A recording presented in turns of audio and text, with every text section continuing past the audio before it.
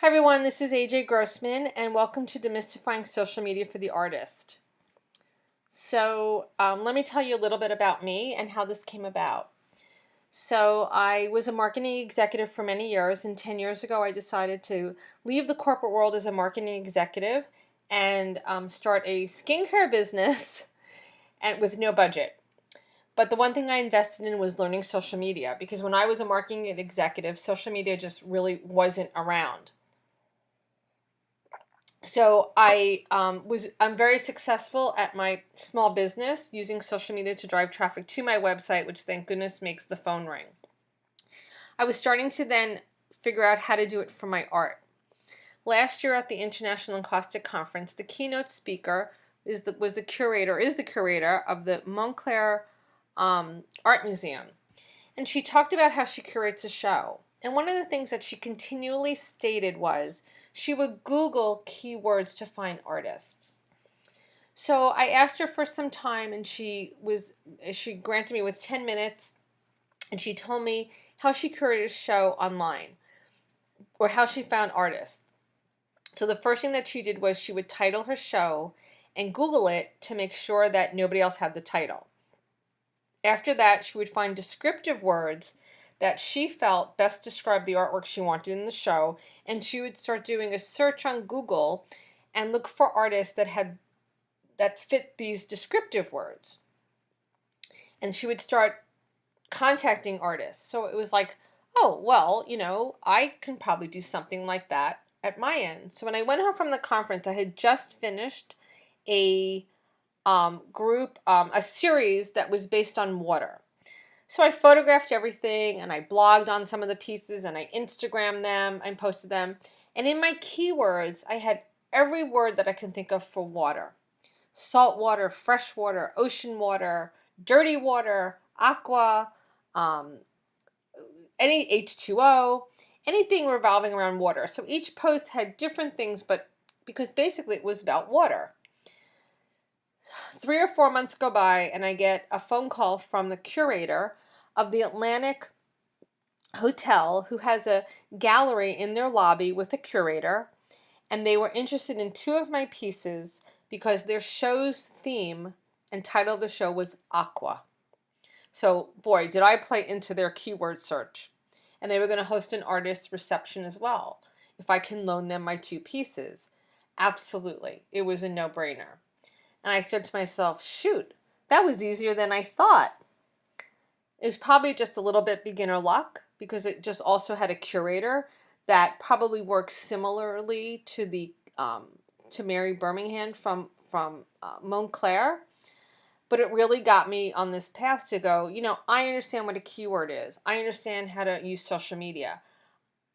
I can help other artists. So first let's go through, and so that's how demystifying social media for the artist came about. So let's go through, and let's see if I can open this up and do this correctly. What is social media? It's forms of electronic communications through which users create online communities to share information, ideas, and content.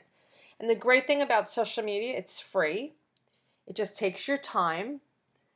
And we all have the equipment because you can do it all from a smartphone. So I'm just going to go quickly over all the social media outlets or platforms here. You can pause this video and read this. But we know Facebook has, we all mostly on Facebook. The great thing about Facebook is the content never expires. It stays there indefinitely. So I always tell artists that if they don't have the time or the dollars or the ability to make a website, then use Facebook or a Facebook business page as your portfolio. Because this way, if somebody's looking for your work, you can direct them to that particular dedicated Facebook page that houses all of photographs of your artwork. So that's a good thing about Facebook. Facebook accounts for 1 in every 6 minutes spent online. It is just the most used app. However, in the business world, it is pay to play to get found. But like I said, if you do not have a website and don't have any other vehicle, this is a really easy way to just house your portfolio of your online work. Excuse me. Facebook also has groups with a specific purpose, and I have a Facebook group called Art Post Promote, and I'll post it at the end. Please join it. Twitter. Basically, if you can text, you can tweet is what I say. But there's 6,000 tweets sent every second. So the chance of you being found and your tweet being current is really slim. Your content only stays active for about an hour to be found. It's very heavily used by news resources. Most people use it. As you can see, 53% of Twitter users never post any updates. It is not a visual medium. And as we know, as we see now on the news and everything, everybody's like, somebody tweeted something. The one good thing about Twitter is that a lot of companies use it for the customer service. So when I travel, and let's say I'm flying on United and I have an issue, if I tweet to them, they will answer me and direct message me back almost within 5 minutes. Publix supermarket where I live has Publix customer care on Twitter. So if you need anything in the store, they usually reply back within 5 minutes. So a lot of companies use that. But I think if you're entry level and you're starting first shot off of social media for your art, Twitter, I do not recommend it for you. Instagram. Instagram now, this is correct, I think is over 700 million plus active users. It is, people like 3.5 billion photos every day. I'll just take 100 of those, I'll be happy. They have very high engagement rate than any other social media network. People are more likely to click on ads and have a higher recall of ads because it's a visual medium. It's all about the photo. And as people, as humans, we tend to remember pictures more than words. Instagram also has stories, which is a video feature. Facebook also recently lost stories as well. You'll only see it on the mobile app. Facebook owns Instagram, so a lot of things that they're doing, they're mimicking each other. But I like Instagram because it's easy, it's fast. You can have a hashtag strategy, you can get found, and people are highly engaged. Pinterest. Pinterest is actually based in the USA, so it has a lot of USA followers. Pinterest is highly visual. It's all about the beautiful photo. Most users will log on to Pinterest to search over Google. This is a great app if you want to get into a great social media platform. If you want to drive traffic to your Etsy store or your Amazon shop or your eBay store, because pinners are big shoppers and they're like mini curators. They make little storyboards of what they want their life to look like. So many times they're looking for paintings for their home decor. They repin things. So your one-time post can have a lifespan of 3 to 4 months and be repinned by several people. So if you're not familiar with this, I know the terminology is kind of awkward, but think of Pinterest as a big scrapbook or a big set of storyboards. It's like one board is your wedding plans, one board is your vacation plans, one board is you're redecorating your bedroom, and you start collecting little clippings and you pin them on there. So that's the concept of Pinterest. But Pinterest users they tend to shop online. It's a great way to drive traffic for your online sales. LinkedIn. LinkedIn, I tell every artist they should have a LinkedIn profile because it's another way to be found and use it as your online resume. It is really a business-to-business type of social media platform, but since it's free, and if you only choose to use one social media platform, have a LinkedIn profile, have a bio, have like shows that you've been, awards that you won. Use this as your bragging rights. Use this as your online resume. So it also has search engine optimization in their bio, so it helps you get searched through Google. It will come up in searches. Snapchat. I look at Snapchat as really not anything for an artist. The content only stays up for 24 hours. Teens and tweens tend to use it because their parents aren't. So if you ever see people on Facebook or Instagram and they have like little bunny ears and funny little voices, they're using a thing called a filter on Snapchat, and it's kind of more fun and games. But I think as an artist and to be taken seriously, I personally do not think it's a vehicle that we need. YouTube. Social video is a big deal. I actually like to be on camera, so vlogging I prefer over blogging. But look at this. The average mobile viewing time is 40 minutes. And if you're home on a desktop, it's 4 hours. People watch YouTube as if they're watching TV. Viewers have a high engagement rate and they tend to share their videos with friends. So you always hear a video goes viral. It's because people are sharing it. Remember the Chewbacca mom? She bought this mask of Chewbacca, the character in Star Wars. She was filming herself in her car in the Target parking lot. She thought it was the funniest mask. She put it on. She was hysterical laughing. She had this contagious laugh. Her video went viral, and I think she was on Ellen, and she was on a few other shows, so good for her. So we should all have a video go viral. But people tend to share videos. It's the same thing as TV. People say, yeah, you have to watch this show. You got to watch this video. There's a lot out there. There are people that have YouTube channels that are almost like watching TV. There's also Google Plus. I do not use it, so that's just another one of the social media outlets. There's also Tumblr, which is microblogging. I don't spend my time on these platforms. But there's some other things that you need to know for your social media. Blogs are a great way to encourage your audience to talk about your work. So the two most popular are WordPress and Blogger. But I just need to put a little bit of caution here. Blogger is owned by Google. If you violate Blogger's terms of service, let's say you post a lot of nudes and people complain about it, they'll shut down your blog and they will hold your content.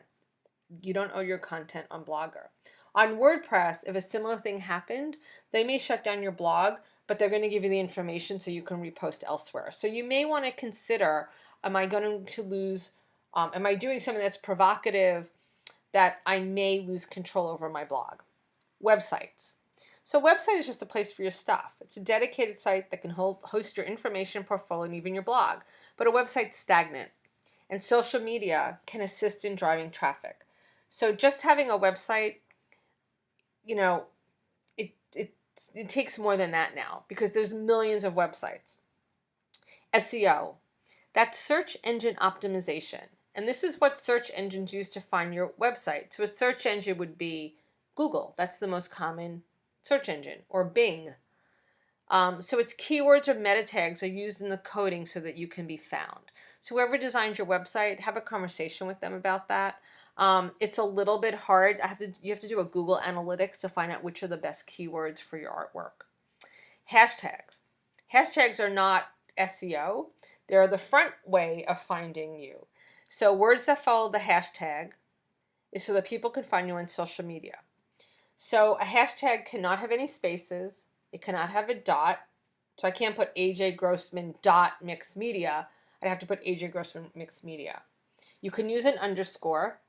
And if you use numbers, they can't come after the hashtag. They have to come after letters. So if you're deciding that you are doing a conference, you can put conference 11 or conference 12. You can't put 11th conference. It doesn't work that way. I don't know why it is with the numbers. I think it creates an empty space character. But always remember, it's hashtag, no space, and then the word. And no funky symbols either. I think only a hashtag would work. I mean an underscore, excuse me. I know, right? I'm overwhelmed too. This is very overwhelming, right? So you say, oh my God, like, what do I do? Oh my God, what do I do? This is like too much for me. I want to be painting in the studio. Well, don't worry. Everything I just told you about all the stuff is just statistics. Forget about it. Forget about it. It's not important because this is what's important. A social media presence does not equal a social media strategy. So just because you're online and you post once a month, it isn't going to do anything. It doesn't move the dial. You have to have a plan. So you do this. You pick one or two social media platforms. And you say, how do I decide? Which one's for me? You do an audit and see which social media is easy for you or which one you engage in the most. Keep it simple. You should be in the studio. Just if you have something that's working for you, great. If you have something that's not working for you, either figure out how to make it work for you or try, you can go to a different social media platform. But if you have a social media platform that's sitting dormant, you want to delete it or redirect people. There are many times I'll find an artist that leads me to a Facebook page that hasn't had an updated post in 3 years. For all I know, I think that person's dead. I'm not going to go and find you. Or people go, I don't remember. I started 3 Facebook pages. Shut them down, delete them, consolidate. And let's say you don't want to delete the page, but you don't want to stay active on it, but it still has things. Leave a redirect. So if you decide, like, I'm going to be leaving Facebook and I want people to follow me on Instagram. So my last post is going to have, I'm no longer active on this page. Please follow me on Instagram here. Tell people where to find you, right? I mean, you tell your friends there that I'm not, or I'm at Dunkin' Donuts, I'm not at Starbucks. So find me over at Dunkin' Donuts. Okay, so make it easy for people to find you. Also, a hot tip is make sure all your social media has the same name. So I'm AJ Grossman Art on every social media platform. And I had to change it to make sure I was consistent. I have every social media platform also because I'm an early adopter and I'm testing a lot of them. But for my artwork, I just focus on Pinterest and Instagram, and I'm going to start using Pinterest. So that's it. It's just Instagram. I don't want to be bogged down with so many different platforms. It's not important. I cannot keep up with them. Because if you're on all of them, you have to engage with all of them. And I don't know about you, but I can't engage with all of them. Okay, so in the business world, we have an acronym called SMART goals. So quick overview, a SMART goal is specific, measurable, attainable, realistic, and time-bound. But that really doesn't apply to us artists. And since we're creatives, I think we need to have our own acronym. So I think our plan and our strategic plan is going to be called PAINT. So when I work with people to do this, I tell them to get 5 sheets of paper. And ahead of each paper, we're going to write down all these things. So the first sheet of paper is P. Pick a goal. What do you want to achieve with your art? Do you want to do workshops? Do you want to curate? Do you want to sell online? Are you looking for a gallery? Do you want to have a solo show? Are you looking for another artist to have a group show with? You decide what you want to do with what's your goal as an artist. And you can have more than one goal, so write it down, okay? Because this is your wish list. What I think of is now maybe just short term. Maybe the goal is right now to promote my upcoming show in 3 months. But I have a longer term goal to say, but I want to sell my older work. So you may have to have 2 goals. Okay, that's all right. But write them down and put them in a visible place. Okay, I have them on my wall in my art studio, so I see them every day, so it keeps me focused. A, the next piece of paper, is it attainable? So you say to yourself, I want to do workshops, but my art studio only holds room for 1 more. So maybe I have to tweak it and I can only do one-on-one workshops, individual art lessons. That's attainable. But then you say, well, that's not what I want to do. I really want to do a group. Well, maybe you need to be in an art guild that has a room. Or maybe you need to partner with another artist. So don't be so deterred, but you're trying to think it out. Here's another example. You picked your goal is that you want to sell your work online. Then you say, well, is it attainable? Well, my website doesn't have a shopping cart. It doesn't take credit cards. So that can be a problem. But that's correctable. Okay? So, we have to think all of these things out. We can't just keep posting things online to sell with a price if there's no place for a person to purchase it from. So you have to think these things out. So make sure your goal is attainable. But you may have another goal to say, I want to travel to do workshops, but I have 2 young children and I need childcare. But maybe in 5 years I can travel and teach. So a goal doesn't always have to be an immediate need. We can put them further out. The I, information and content. This is where your social media comes into play. Whatever platform you choose, you pick it. You have to have information and you have to have consistent content to achieve your goal. And we're going to talk most about this because this is the most important thing when it comes to social media. And is no nonsense. You have to make sure that your message is consistent, unique, genuine, and straightforward. So is your information clear for people to understand where you're at? I know many times people post things and I'm like, gee, that's really great that they gave me the time of their show, but they didn't give me the date. Don't steal a hashtag, meaning, here's an example. Everybody in Miami hashtags or tags themselves at Art Basel. If your artwork is not at Art Basel, don't tag yourself that you're there. Or if you're in Provincetown and you're not in the Adam Peck Gallery, but you want to be, and you post your photo, your photograph of your painting, and you tag it or you mention it, and you're not in there, that's not nice. That's like name dropping almost. So don't steal a hashtag. Don't be something that you're not, because people, especially with artists, they really want to know who we are. And the T is the target. Who are we going to go after or we want to attract? So back to the workshops. You decide you want to do your workshops, but you want to do them at art organizations in your neighborhood. So you're going to go to see where they are in social media and start following and interacting. For me, I want to be in a gallery. So I start looking for galleries that have similar artwork to mine, and I engage with them. So if they have a show and I see it on Instagram, I'll make a comment to say, beautiful photos, always admired the work of the artist.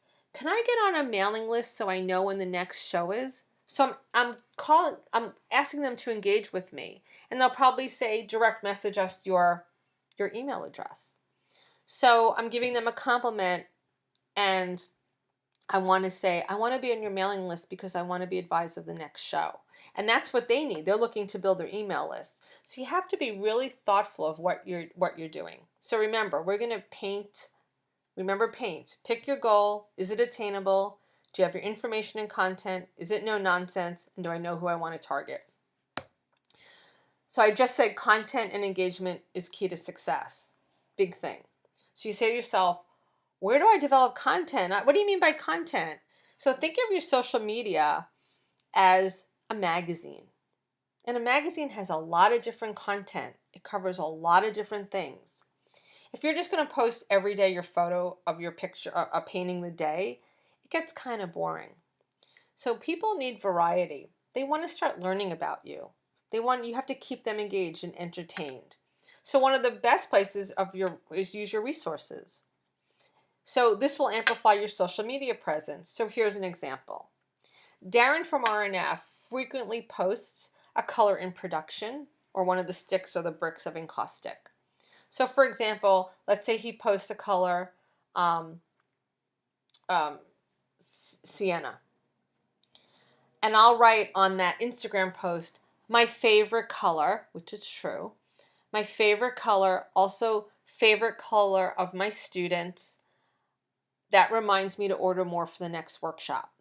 So if somebody's Googling around the internet for art workshops, and of course I would hashtag art workshops, they're going to come across RNF's post. They're going to say, gee, RNF is all the way up in Kingston, New York. But I live in Georgia. It's just too far for me.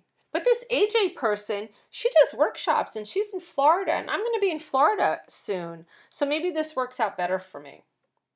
Okay, so you want to engage in those ways that you grow exponentially. It's kind of like I tell two friends and they tell two friends, or many times we look to see who follows each other and then we want to become their friend too. Life, talk about life. So many of us get our ideas of our work from life. So talk about it. One of my top posts on Instagram recently was a painting of little triangles, and I realized that I started painting triangles and everything looked like a backgammon board. And I realized that for 10 years, every day after dinner, I would play backgammon with my dad until bedtime. Every single day. 7 days a week. So it was a memory of my childhood. And when I told the story, people had a connection. So, and they commented on it. Don't just post a painting 16 by 16 oil on canvas. Tell us a little bit more about it. Use descriptive words for it. And those descriptive words become searchable. Tell me if you're currently loving something. Do you have a new paintbrush you love? Or even a new restaurant? Interject a little bit of your life in your social media. Don't make it all about your dogs and your kitty cats. That one post a month is okay, or every week. But remember, it's about your art because we want to achieve the goal. Talk about funny moments. Darren always steps in the paint. He's always putting it on social media. It's kind of funny. But think about funny moments. I like social media to be a lot more lighthearted. Customer stories. Have clients send you a picture of their new purchase in your home. That's a great way to sell because people need to see that, wow, that painting looked great in that alcove, or that painting looks great when there's three of them paired together. Or if you do workshops, have your students leave feedback and post about it, or take out your cell phone and say, can I get a testimonial? That's great. Where you create something. People are so intrigued where I work. They come into my art studio, they think it's like the inner sanctum of some magical den. They're always amazed when they come in there and they go, it's really no exciting, but they love seeing the piles of the brushes, and they love seeing all the encaustic in the shelf with all the colors. They go over and they touch it, and people like to see this stuff. So you have great opportunity to write content. Talk about, like, you have a favorite chair in your studio that you sketch in. People want to hear the story behind us. Top 10 lists are great. An artist just recently wrote a blog post about her 10 favorite tools she uses in the art studio. So that's 10 things that you have 10 pieces of content. So each day, or you could save it for each week and spread it out to say, read about my top 10, or here's my number 2. So you can extrapolate out of your blog bits and pieces and put it on your social media to attract people back to your blog and your website. Does that make sense? A survey or a question on your social media is excellent. This is a call to action for engagement. Many times I made posts to say, I'm not sure what's missing from this painting, or do you like this orange? Or which direction do you like better? So you're asking people for their opinion. You're asking them for engagement. You can post a snippet of a new blog post, a little video, setting up your gallery show, people in your workshop, special events and occasions, brag about your award grant or your next show. I see a lot of artists now change out their bios on Instagram. And I know I'm talking a lot about Instagram because I think it really fits for the artist. That in their bio, they'll say, come see me, current show up, with the information right there. So if somebody lands on the bio, you're going to say, my show, depth perception at the Cape Cod Museum, give the dates, give the address. How much more easier can it be? Straightforward. You won a big award. There's an artist I follow. She won a very big foundation grant. It was in her bio. I congratulated her. I felt so good for this person that I follow that got this prestigious grant and award. Brag. Recycle and repurpose older posts. That's why they have Turn Back Thursdays, that hashtag TBT, or Flashback Friday, hashtag FBF, because sometimes you run out of content, or you want to put something back from the past. Maybe you had something from 3 years ago and say, gee, that's still relevant to me today. Or, look at how my paintings were back then. Or, this is my old studio and I can't believe I painted in such a small studio. Tutorials. Now, don't give away your trade secrets on social media or on YouTube. If you make a living doing workshops, you can give a sneak peek as a teaser, but don't give away. And if you take somebody's workshop, don't become the expert and give it away on YouTube. You have to really be cautious about that. But people like to see, I have a video of how I made something all sped up, and people always contact me like, do you have a workshop on how to do that? So some general rules. Share content, like I said, that's genuine, authentic, and be consistent. Engage with others on the platform daily. So I tell everybody, take 20 minutes, divide it into 5-minute increments when you go on a coffee break or something, and go through whatever social media you are and like or comment and peruse through it. Acknowledge all those that leave a comment. Even when my brother-in-law texts me all the time pictures of my niece and nephew, and he gets so upset because he thinks I don't get them. He goes, can you please make a comment so I know you got them? But it's really nice to have people acknowledge you. It's like if you have a conversation like with my husband, and he's not, I don't know if he's listening or not. I'm like, are you listening to me? Because he's not, yesing me, or I hear you. So make sure that you that you reply back to people who leave the comment. You don't always have to leave another comment, but on Instagram there's a little heart. You can mark the heart. On Facebook you can like it, and on Twitter it's I think it's a heart now for a like it. So, not a problem. Even if you don't post your content daily, share what others are doing daily. All the social medias have a share application. Facebook allows you to share. Twitter you can retweet, and Instagram you have to use a second app called Repost. So if something is really relevant to you, repost it. I repost from the resources. I repost RNF all the time. I repost from Encaustico.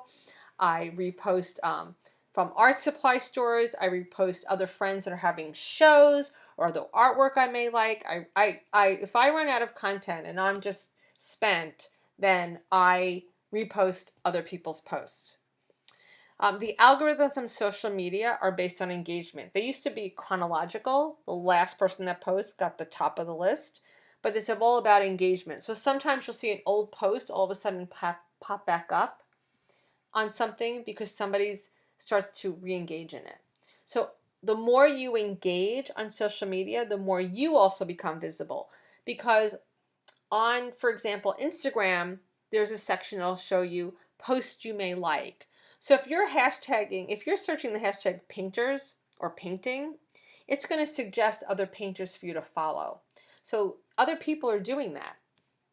On Facebook, I think it gives most trending on the side. I don't remember. And on Twitter, it'll give you trending topics by hashtag. But the more you engage in all of them, it just becomes, they want people to use the application. So here's some tips and recommendations to keep a little bit more organized. Use a calendar to help organize your posts. I have a big ledger on my desk, and I'll write Monday, and I'll write post favorite color. Wednesday, post work in progress. Friday, post upcoming show in my neighborhood, even if I'm not in the show. Okay. Then the next week I tend to alternate. So then I'll put Tuesday, a hot tip. So I tend to do Tuesdays. Is always, I decided it's going to be I'm always going to have a tip, whether it be an art tip or just a tip. Okay. And then on Thursday, it's Throwback Thursday. I'm going to repost something old. But I write down my month or two so that way I can start thinking about, and I'm not repeating a lot of things because I want to always keep fresh content on my posts. Engage with others is just as important as posting. You don't need expensive equipment. Don't be afraid. You cannot fail. The great thing is if you don't like what you posted, you can delete it. It's not a big deal. You can make it go away.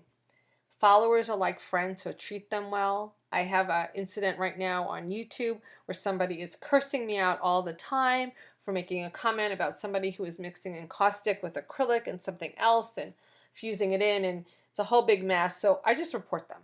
So I don't accept that in my regular life of somebody being disrespectful to me and using foul language. So I don't accept it online either. So all of the social media platforms allow you to block somebody and to report them.